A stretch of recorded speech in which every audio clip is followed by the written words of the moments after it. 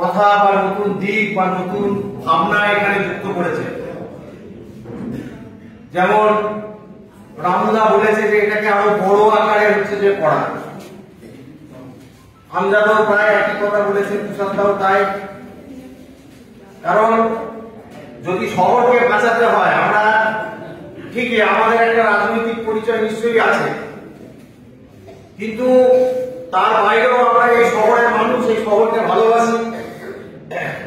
এই শহরে যাতে সাধারণ মানুষ থেকে ব্যবসা বাণিজ্য যা আছে স্কুল কলেজ ভালোভাবে চলে, এটা দেখার দায়িত্ব আমাদের সবার। এখানে রাজনীতির বাইরে রাজনীতি নিরপেক্ষ ভাবে হচ্ছে যে সবাইকে এসে দাঁড়াতে হবে। কারণ বর্তমান শহরের ব্যবসা যদি শুকিয়ে যায়, যেটা আমজাদ বলল, এবং তার প্রধান কারণ হচ্ছে যে শহরটা যেভাবে তৈরি হয়েছিল, সেই শহরের ভিতর দিয়ে বাইরে থেকে মানুষ যদি শহরে না আসতে পারে, তার জন্য তাকে যদি তিনগুণ চারগুণ খরচ করতে হয়, সে আসবে কেন? এটা একটু স্বাভাবিক।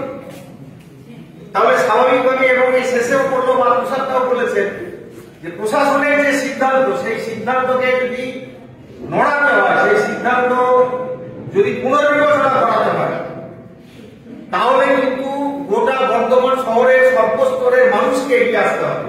আমরা যারা রাজনীতি করি আমরা নিশ্চয়ই আসবো, কিন্তু তার বাইরে অসংখ্য মানুষ আছে যারা বর্ধমান শহরে থাকেন, বর্ধমান শহরে বা ঠাকুরদার আমল থেকে হচ্ছে যে আছেন, ব্যাখ্যা করার কিছু নেই। তাদের সবাইকে এগিয়ে আসতে হবে। তার জন্য নিশ্চিত আরো বড় আকারে হচ্ছে যে গণ কনভেনশন করে সেখান থেকে যারা আজকে আছেন সমাজের, বিশেষ করে যারা ক্ষতিগ্রস্ত হচ্ছে, ব্যবসাদার, বাস মালিক, নিত্যযাত্রী, তাদেরকে নিয়ে একটা কমিটি ভবিষ্যতে আমাদের নিশ্চিত করতে হবে। আরো যারা সমাজের বিশিষ্ট মানুষ আছেন, সে ইঞ্জিনিয়ার হতে পারে, ডাক্তার হতে পারে, পরিবেশবিদ হতে পারে, অধ্যাপক হতে পারে, ব্যবসাদার সহ, এই সবাইকে নিয়ে আমাদের নিশ্চিত পরের দিকে বড় একটা কমিটি আমাদের হচ্ছে করতে হবে, যারা এর নেতৃত্ব দেবেন। আমরা নিশ্চিত থাকবো, পিছনে থাকবো, আপনারা সামনে এগিয়ে আসবেন। আপাতত আমার মনে হয় যে যা আলোচনা এলো, সেই আলোচনার প্রেক্ষিতে যে দাবিগুলো এখানে করা হয়েছে, এই দাবিগুলো নিয়ে আমরা জেলা প্রশাসনের কাছে একদিন যাই। এখন মাধ্যমিক এবং উচ্চ মাধ্যমিক পরীক্ষা চলছে, স্বাভাবিকভাবেই অসুবিধে আছে। মাধ্যমিক পরীক্ষা অলরেডি চলছে, উচ্চ মাধ্যমিক 16 তারিখ থেকে, মাঝখানে সরস্বতী পুজো 13-14। আমরা সেই জন্য একটা প্রাথমিক প্রস্তাব রাখছি যে আগামী 1 মার্চ শুক্রবার আপনারা সবাই আসুন, আরো খবর দেওয়া হবে, আপনারাই সামনে থাকুন, আমরা পিছনে থাকুন। প্রতিনিয়ত প্রতিদিনই আমাকে বর্ধমান আমার বাড়ি থেকে বর্ধমান বিশ্ববিদ্যালয়ে যাতায়াত করতে, এর ফলে একটা বিপুল পরিমাণে যাতায়াতের খরচ, দিনে প্রায় 70 টাকা করে, আর মাসে দেখতে গেলে প্রায় 2100 এবং টিফিন খরচ মিলিয়ে 2000 টাকা মতো খরচ। শুধু এটা ব্যক্তিগতভাবে আমার ক্ষেত্রে দক্ষিণ দামোদরে থাকা সমস্ত ছাত্রছাত্রীকে দিয়ে এক সমস্যার মধ্যে ভুগতে হবে। এর ফলে আমাদের মতো যারা নিম্নবিত্ত বা নিম্ন মধ্যবিত্ত পরিবার থেকে আসে, তাদের পক্ষে বিশ্ববিদ্যালয়ে পড়াশোনার খরচ চালানোর সাথে সাথে যাতায়াত খরচ চালানো খুব অসুবিধার মধ্যে। তাই আমরাও কনভেনশনে যে দাবি রাখা হয়েছে যে দক্ষিণ দামোদরের সমস্ত বাসকে বর্তমান শহরের মধ্যে 31 অনুযায়ী যাতায়াতের কথা, সেটাকে আমরা সম্পূর্ণভাবে সমর্থন জানাচ্ছি। এছাড়াও এই সমস্ত বিষয়ে যে সমস্ত আন্দোলন সংঘটিত হয়েছে, সেই সমস্ত আন্দোলনে আমাদের ছাত্ররাও সামিল। এছাড়াও এখানে যে দাবি রাখা হয়েছে পরিবেশ রক্ষার ব্যাপারে, আমরা দেখতে পাচ্ছি কিভাবে এই সময়ের মধ্যে বিশ্ব উষ্ণায়নের প্রভাব দিয়েছে। তাই এই পরিবেশ রক্ষার ক্ষেত্রে যে সমস্ত আন্দোলন সংঘটিত হবে, আমরা সেই আন্দোলনে সামিল হব এবং সেই আন্দোলনকে আরো দৃঢ় সংগঠিত করব। এই যে বর্তমান শহরের ভেতর দিয়ে বাস চলাচলের দাবিটা করা হচ্ছে, আমার সাজেশন বা বক্তব্য কথাটা একটু ঘুরিয়ে বলা হবে। যে দ্বিতীয় রোডের উপর দিয়ে গাড়ি চলাচল বন্ধ করা ছিল না, দ্বিতীয় রোডের উপর দিয়ে গাড়ি চলাচল বন্ধ করা ছিল না। এইটাই যদি করা হয় বা করতে পারে বিভিন্ন জায়গায়, বক্তব্যটা আর একটু বেটার হবে না মনে করি। আমি মূলত ছোট বাস মালিকদের পক্ষে দাঁড়িয়ে লড়াই করতাম এবং এখনো করি, আবার আগামী 7 তারিখে একটা করব। সেখানে যে আমার অভিজ্ঞতা হচ্ছে বাস মালিকরা ভার্চুয়ালি কাঁদছে, তাদের জামা কাপড়ের চেহারা বদলে গেছে। গ্রাম থেকে যখন আমার কাছে মক্কেলরা আসছেন, বাবু এই 7টা টাকা ছেড়ে দেন, আমার কেন রে, কি অসুবিধা হচ্ছে? বলে বাবু গাড়ির খরচা প্রচন্ড বেড়ে গেছে।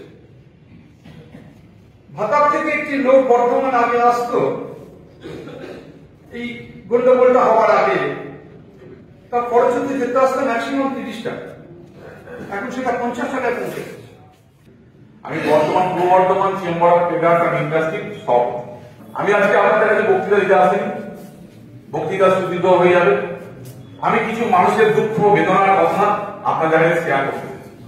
বর্তমান শহরের বাসের ব্যাপারটা হয়তো অনেকে অতীতে জানেন। অতীতে 90 দশকের আমি বলে রাখছি, সে সময় আমার একটা বর্তমান শহরের সমস্ত রাজনৈতিক দলকে নিয়ে একটা কমিটি তৈরি করা হয়। তখন বর্তমান মিউনিসিপ্যালিটি তার নেতৃত্ব দিচ্ছিল, তৎকালীন যে চেয়ারম্যান ভাইস চেয়ারম্যান ছিলেন, এবং সমস্ত রাজনৈতিক দল বিভিন্ন সমাজের বিভিন্ন স্তরের মানুষকে নিয়ে একটা প্ল্যাটফর্ম তৈরি করা হয়। প্ল্যাটফর্মটা এই করা হয় যে বর্তমান শহরের যে একটা বাস স্ট্যান্ড আছে, সেই বাস স্ট্যান্ডটা আপনাদের কিছু অতীতে না বলে আপনারা বুঝতে পারেন, তারপর কিছু কথা আগে করব। সেই বাস স্ট্যান্ডের যে ক্যাপাসিটি ছিল বাসের, সেই বাসটা সেই সময় ওই ক্যাপাসিটির বাইরে চলে আসে। এবার আপনি বলেন কি যেমন ওইটা ছিল 400 বাসের ক্যাপাসিটি, তখন 750 থেকে 1000 বাস বর্তমানে অলরেডি হয়েছে। তখন ঠিক করা হয়েছিল যে বর্তমান শহরের 2 প্রান্তে 2টি ডিপো তৈরি করতে হবে। Only depot, not bus stand, stand নয় ডিপো। এবং ডিপোতে কি হয়েছিল যে 2টো ডিপো 2 প্রান্ত থেকে বাস আসবে, যেহেতু একটা বাস মনে করুন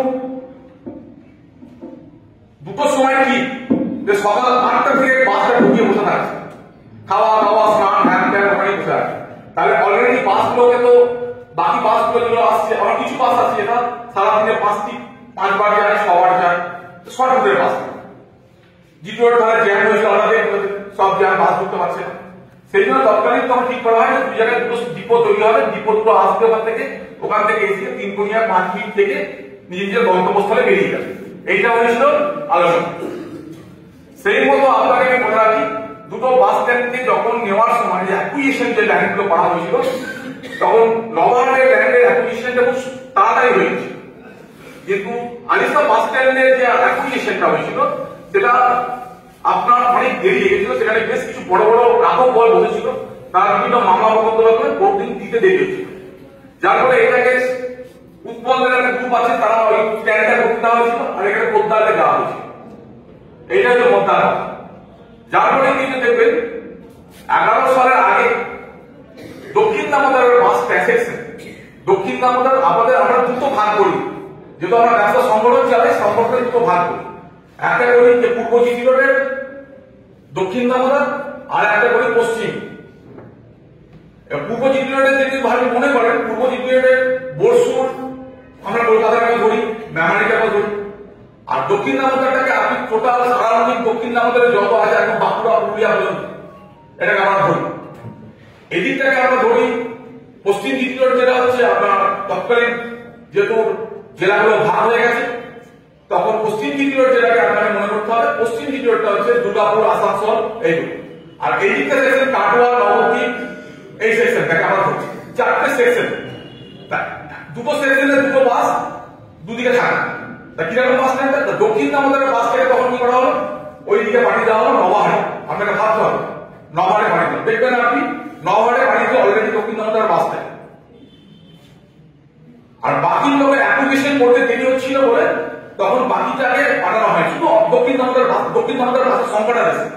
তারা তৎকালীন কি ছিল, তারা বাসটা সোজা ওখান থেকে দক্ষিণ দামোদরের বাড়িতে দক্ষিণ দাম থেকে ক্রস করে বর্ধমানের উপর দিয়ে যাচ্ছে। এইটুকু হলো 2000 ডিএম তখন এইগুলো। তারপর 2011-এর পর জারি করবে, এটা ডিএম এর অথরিটি নোটিশ জারি করা। ডিএম এর অথরিটি নোটিশ জারি করলো যে বর্ধমান শহরের ভিতর দিয়ে বাস আর করতে দেওয়া হবে না। তখন কি করা হলো, দক্ষিণ দামোদরের বাসটাকে টেনে বার করে নিয়েছে একদম আরিসা বাস স্ট্যান্ডে ঢুকিলাম। যে বাসটা ছিল নবাহাটে সেখানে টেনে নিয়েছে ঢুকিলাম। আর বাকি বাসগুলোকে রাতের অন্ধকারে সমস্ত বাসগুলো বার করে যে যার এরিয়াতে পশ্চিম জিটি রোডের বাস, কাটোয়া বাংলার বাস করে যেটা আরিসা বাস স্ট্যান্ডে যার কথা ছিল সেটাকে নিয়েছে এখানে জ্যাম করতাম। আর ওই দিকের বাসগুলোকে টেনে বার করে নিয়েছে। ব্যাপারটা বুঝতে পেরেছেন আপনাদের ক্লিয়ার হয়েছে? এবার এই জায়গাটা ঘিরে করা হবে। আমরা তখন বিশ্বজনের সমস্ত ব্যবসাদারকে বলেছিলাম, তখন তিনপুরিয়ার প্রথম আন্দোলনটা আমি শুরু করি। 22 দিন অনশন করেছিলাম। আমরা লড়াইটা শুরু করি যে এটা আমাদের অন্যায় হচ্ছে, ওরা বর্তমান শহর আগামী দিন শেষ হয়ে যাবে। কেন আমি বলে রাখি, আমাদের বর্তমান শহরটা গঞ্জ ছিল, গঞ্জ থেকেই শহরে রূপান্তর হয়েছে। 2 নম্বর হচ্ছে আমরা দিনের পর দিন দেখছি বর্ধমান শহরের ভেতরে অলিতে গলিতে বিভিন্ন জায়গায় যে সমস্ত ছোটখাটো কুকুর খানা ডোবা রয়েছে সেগুলো বুঝিয়ে বড় বড় বিল্ডিং তোলা হচ্ছে। এমন বিল্ডিং সে 6 তলা 8 তলা বিল্ডিং তোলা হচ্ছে, কিন্তু সেখানে ঢোকার সংকীর্ণ বলি। এখন তার সঙ্গে ইদানিং আমরা জানতে পারলাম, আমরাও শশাঙ্ক বিল নিয়ে ইতিমধ্যে একটি বড় ধরনের কনভেনশন সংগঠিত করতে পেরেছি, মানুষের কাছে গিয়েছি এবং সেই বক্তব্য নিয়ে আমরা একটা মুখ্যমন্ত্রী থেকে আরম্ভ করে আমাদের জেলা প্রশাসনের বিভিন্ন স্তরে মানুষ প্রশাসনিক যারা কর্তা ব্যক্তি রয়েছে তাদেরকে সেই চিঠি পাঠিয়েছি। সেই চিঠির পরিপ্রেক্ষিতে আগামী দিনে কিভাবে কি হবে সেটা আমরা অপেক্ষা করবো। তারপরে পরবর্তীকালে আমাদের কর্মকাণ্ড নিশ্চয়ই আমরা স্বাভাবিকভাবে নাগরিক মঞ্চ যে এই বিষয়টা যে ভাবনা চিন্তা করছেন এটা একটা গুরুত্বপূর্ণ বিষয়। কারণ আমরা একদিকে বলছি যে আবহাওয়া পরিবর্তন হচ্ছে, জলবায়ু পরিবর্তন হচ্ছে, আমাদের দেশে এই ঘটনা ঘটছে এই ঘটনা ঘটছে, তার পেছনে বিজ্ঞানের বিভিন্ন ধরনের বিষয়গুলো রয়েছে। তো পাশাপাশি যে জলাভূমি ভরাট করলে যে কি ক্ষতিটা হতে পারে সেটা কিন্তু আমরা ভাবনার মধ্যে রাখি না। এই যে শশাঙ্ক বিল, একটা বিরাট 300 বিঘের একটা বিল, এটা বর্ধমান শহরের মানে কিডনির কাজ করে। শরীরে যেমন কিডনি দূষিত পদার্থগুলোকে সে ছাঁকনির মতন করে তুলে নেয়, সেই ছাঁকনির মতন করে সে শহরের নানান নোংরা জিনিসটাকে পরিষ্কার করে। তেমনি আবার ঠিক বন্যার সময় মানে ভরা বর্ষায় বাঁকা যখন জলোচ্ছ্বাসে স্ফীত হয়ে ওঠে তাকে আংশিকভাবে মানে পরিপুষ্ট করে গোটা শহর বর্ধমান শহর থেকে ভাসিয়ে ভাষায় ভেসে যায় না, এটাও একটা বড় কাজ। এছাড়াও আজকের দিনে মানে এরকম ধরনের জলাশয়ের যে গুরুত্বটা হচ্ছে এই জায়গাতে, যে শুধু জলাশয় তো শুধু মানে মানুষের জন্য না, সেখানে ঘিরে এমন একটা জীবনচক্র কাজ করছে। সেই জীবনচক্রটাকে যদি আমরা কোনোভাবে ব্যবহৃত করি তাহলে পরে কিন্তু আমাদের শহরের ক্ষেত্রেও সেটা হচ্ছে একটা অভিশাপ হিসেবে নেমে আসবে। স্বাভাবিকভাবেই এই বিষয়গুলো মাথায় নিয়ে আগামী দিনে আমাদেরকে পরিকল্পনা করতে হবে এবং প্রশাসনের কাছে এই দাবিটাকে নিয়ে যেতে হবে। বিশেষ করে শশাঙ্ক বিলের ক্ষেত্রে আপনারা জানেন যে বিগত যে বামফ্রন্ট সরকারের সময় আমাদের সুরেন মন্ডল যখন ছিলেন তখন তাদের মানে আমরা ব্যক্তিগতভাবে বিজ্ঞানের কথা বলে তাদের সঙ্গে কথাও হয়েছে, কেউ ছিলাম তখন তার সেই সময়কার কথা বলছি যে শশাঙ্ক বিলকে কেন্দ্র করে কিভাবে একটা সুন্দর পার্ক, সুন্দর একটা ব্যবস্থা করা যায় তার পরিকল্পনা তারা করেছিলেন। সেই রকম ভাবে পরিকল্পনার ব্যবস্থা ভাবনা চিন্তা থেকে অগ্রসর তারা হয়েছিলেন।